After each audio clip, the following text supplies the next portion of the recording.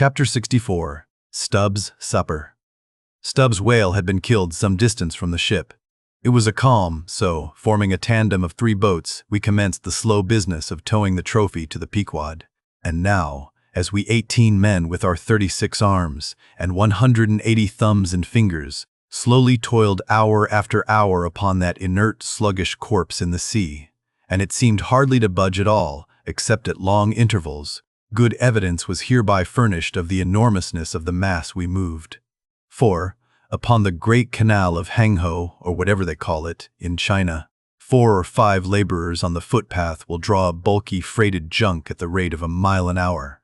But this grand argosy we towed heavily forged along, as if laden with pig lead in bulk. Darkness came on, but 3 lights up and down in the Pequod's main rigging dimly guided our way, till drawing nearer we saw Ahab dropping one of several more lanterns over the bulwarks. Vacantly eyeing the heaving whale for a moment, he issued the usual orders for securing it for the night, and then handing his lantern to a seaman, went his way into the cabin and did not come forward again until morning. Though, in overseeing the pursuit of this whale, Captain Ahab had evinced his customary activity, to call it so, yet now that the creature was dead, some vague dissatisfaction, or impatience, or despair, seemed working in him, as if the sight of that dead body reminded him that Moby Dick was yet to be slain, and though 1,000 other whales were brought to his ship, all that would not one jot advance his grand monomaniac object. Very soon you would have thought from the sound on the Pequod's decks that all hands were preparing to cast anchor in the deep, for heavy chains are being dragged along the deck and thrust rattling out of the portholes. But by those clanking links the vast corpse itself, not the ship, is to be moored. Tied by the head to the stern and by the tail to the bows, the whale now lies with its black hull close to the vessels and seen through the darkness of the night, which obscured the spars and rigging aloft. The 2 ship and whale seem yoked together like colossal bullocks, whereof one reclines while the other remains standing.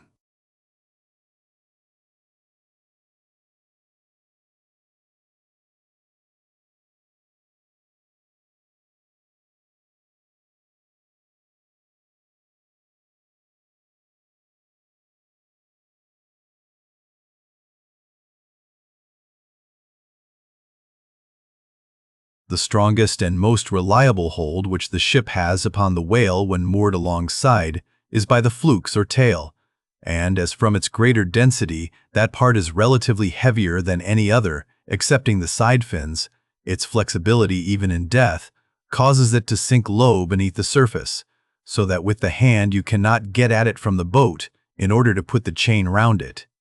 But this difficulty is ingeniously overcome. A small, strong line is prepared with a wooden float at its outer end and a weight in its middle, while the other end is secured to the ship. By adroit management, the wooden float is made to rise on the other side of the mass, so that now, having girdled the whale, the chain is readily made to follow suit, and being slipped along the body, is at last locked fast round the smallest part of the tail, at the point of junction with its broad flukes or lobes. If moody Ahab was now all quiescence, at least so far as could be known on deck, Stubb, his second mate, flushed with conquest, betrayed an unusual but still good-natured excitement. Such an unwonted bustle was he in that the staid Starbuck, his official superior, quietly resigned to him for the time the sole management of affairs. One small helping cause of all this liveliness in Stubb was soon made strangely manifest. Stubb was a high liver. He was somewhat intemperately fond of the whale as a flavorish thing to his palate. A steak, ere I sleep. You, Daggoo, overboard you go, and cut me one from his small.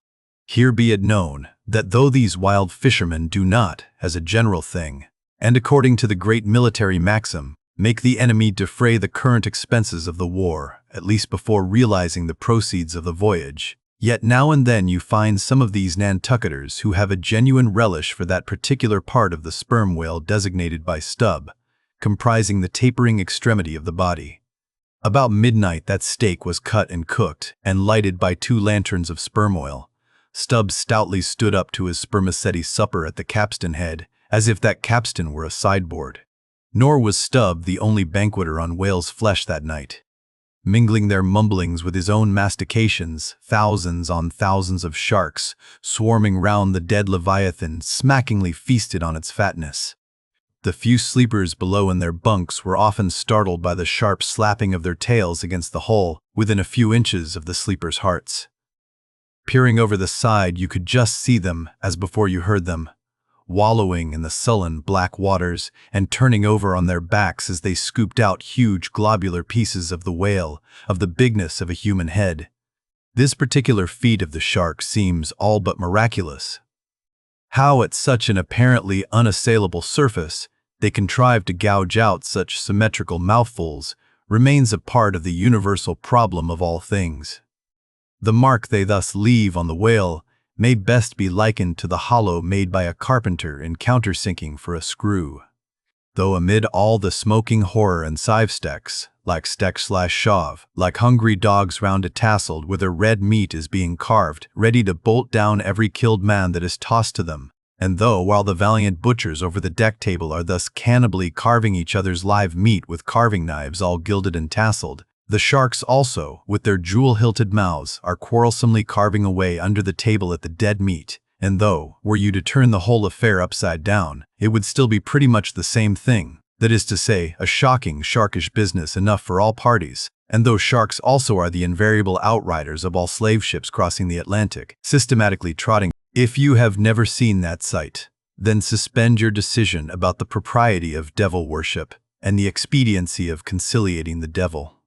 But, as yet, Stubb heeded not the mumblings of the banquet that was going on so nigh him, no more than the sharks heeded the smacking of his own Epicurean lips.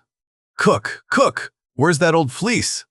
he cried at length, widening his legs still further, as if to form a more secure base for his supper, and, at the same time, darting his fork into the dish as if stabbing with his lance.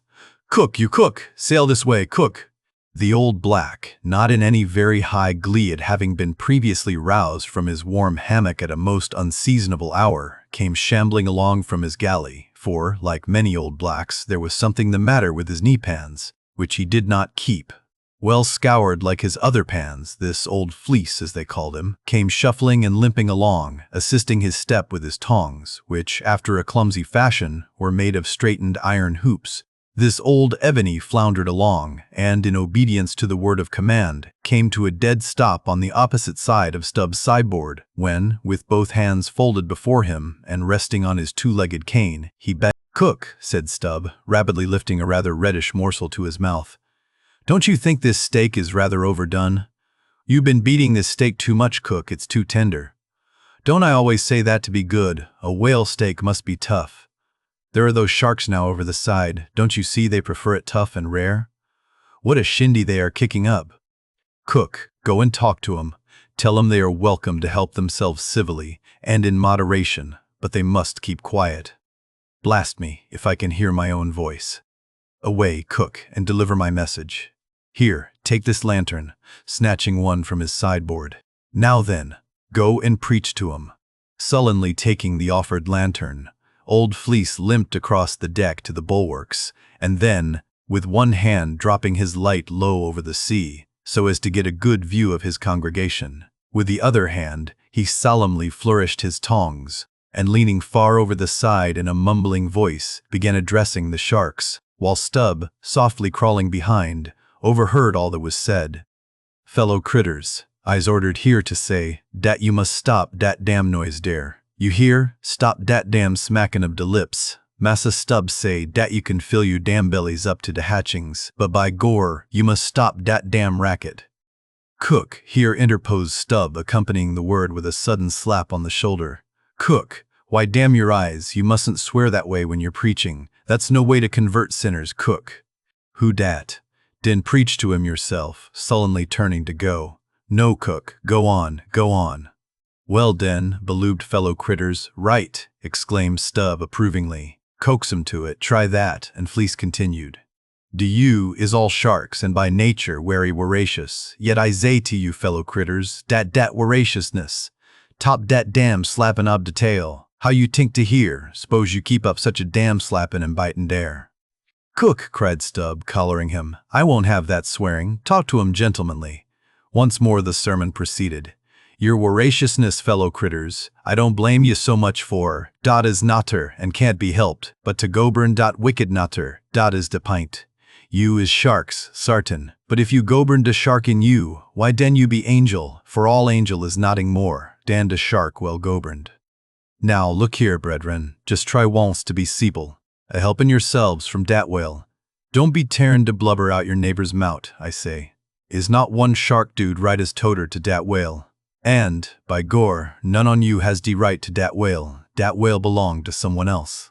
I know some of you has berry brig mout brigger dan odors, but den de brig mout sometimes has de small bellies, so dat de brigness of de mout is not to swaller wid, but to bit off de blubber for de small fry of sharks, dat can't get into de scrooge to help demselves. Well done, old fleece, cried Stubb. That's Christianity. Go on. No use goin' on, de damn willains will keep a scougin' and slappin' each odor, Massa Stubb. Dey don't hear one word. No use preachin' to such damn guttons as you call 'em, till dare bellies is full, and dare bellies is bottomless. And when dey do get 'em full, dey won't hear you den, for den dey sink in the sea, go fast to sleep on de coral, and can't hear noting at all, no more, for eber and eber. Upon my soul, I am about of the same opinion, so give the benediction, Fleece, and I'll away to my supper. Upon this, Fleece, holding both hands over the fishy mob, raised his shrill voice and cried, "Cussed fellow critters, kick up de damnedest row as ever you can, fill your damn bellies till they bust, and den die." "Now, cook," said Stubb, resuming his supper at the capstan. "Stand just where you stood before, there, over against me, and pay particular attention." "All dention," said Fleece, again stooping over upon his tongs in the desired position. "Well," said Stubb, helping himself freely meanwhile, "I shall now go back to the subject of this steak. In the first place, how old are you, cook?" "What dat do wid de talk?" said the old black testily. "Silence!" "How old are you, cook?" "'Bout 90, dey say," he gloomily muttered. "And you have lived in this world hard upon 100 years, cook, and don't know yet how to cook a whale steak?" Rapidly bolting another mouthful at the last word, so that morsel seemed a continuation of the question. "Where were you born, cook?" "Hind a hatchway, in ferryboat, goin' ober de Roanoke." "Born in a ferryboat? That's queer too. But I want to know what country you were born in, cook." "Didn't I say de Roanoke country?" he cried sharply. "No, you didn't, cook, but I'll tell you what I'm coming to, cook. You must go home and be born over again. You don't know how to cook a whale steak yet." "Bress my soul, if I cook noder one," he growled angrily, turning round to depart. "Come back here, cook. Here, hand me those tongs. Now take that bit of steak there, and tell me if you think that steak cooked as it should be. Take it, I say." Holding the tongs towards him, "Take it and taste it."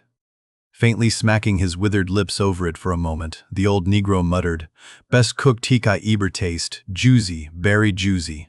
Juicy, berry juicy." "Cook," said Stubb, squaring himself once more. "Do you belong to the church?" "Passed one once in Cape Town," said the old man sullenly. "And you have once in your life passed a holy church in Cape Town, where you doubtless overheard a holy parson addressing his hearers as his beloved fellow creatures. Have you, cook? And yet you come here and tell me such a dreadful lie as you did just now, eh?" said Stubb. "Where do you expect to go to, cook?" "Go to bed very soon," he mumbled, half turning as he spoke. "Avast! Heave to! I mean when you die, cook. It's an awful question. Now what's your answer?" "When dis old brack man dies," said the Negro slowly, changing his whole air and demeanor, "he hisself won't go nowhere, but some breast angel will come and fetch him." "Fetch him? How?" "In a coach and four as they fetched Elijah. And fetch him where?" "Up, dear," said Fleece, holding his tongs straight over his head and keeping it there very solemnly. "So then, you expect to go up into our maintop, do you, cook, when you are dead? But don't you know the higher you climb, the colder it gets? Maintop, eh?" "Didn't say dat tall," said Fleece, again in the sulks. "You said up there, didn't you? And now look yourself, and see where your tongs are pointing. But, perhaps you expect to get into heaven by crawling through the lubber's hole, cook. But, no, cook, you don't get there, except you go the regular way, round by the rigging. It's a ticklish business, but must be done, or else it's no go. But none of us are in heaven yet. Drop your tongs, cook, and hear my orders. Do ye hear? Hold your hat in one hand, and clap t'other atop of your heart, when I'm giving my orders, cook. What, that your heart, there? That's your gizzard, aloft, that's it, now you have it. Hold it there now, and pay attention. All dention, said the old black, with both hands placed as desired, vainly wriggling his grizzled head, as if to get both ears in front at one and the same time. Well then, cook, you see this whale steak of yours was so very bad, that I have put it out of sight as soon as possible. You see that, don't you? Well, for the future, when you cook another whale steak from my private table here, the capstan, I'll tell you what to do so as not to spoil it by overdoing. Hold the steak in one hand and show a live coal to it with the other. That done, dish it, d'ye hear? And now tomorrow, cook, when we are cutting in the fish, be sure you stand by to get the tips of his fins, have them put in pickle. As for the ends of the flukes, have them soused, cook. There, now ye may go. But Fleece had hardly got 3 paces off when he was recalled. Cook, give me cutlets for supper tomorrow night in the mid-watch. D'ye hear? Away you sail then. Halloa, stop, make a bow before you go. Avast, heaving again. Whale balls for breakfast, don't forget. Wish, by gore, whale eat him, 'stead of him eat whale. I'm breast if he ain't more of Shark Dan Massa Shark hisself, muttered the old man, limping away, with which sage ejaculation he went to his hammock.